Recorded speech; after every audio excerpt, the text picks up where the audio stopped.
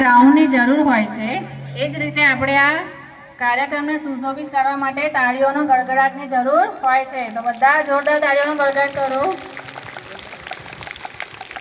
ત્યારબાદ આવશે મકવાણા સાક્ષી।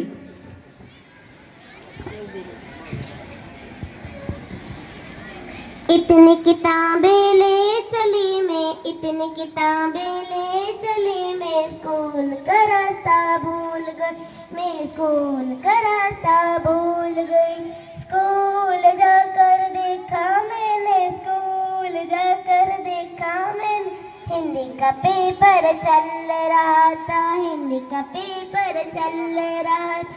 खूब लिखा फिर अपना नाम लिखना भूल गई, मैं नाम लिखना भूल गई।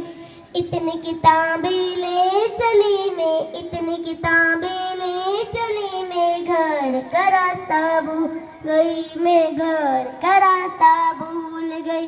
घर जाकर देखा मैंने, घर जाकर देखा मैंने, भैया की शादी हो रही थी, भैया की शादी हो रही थी।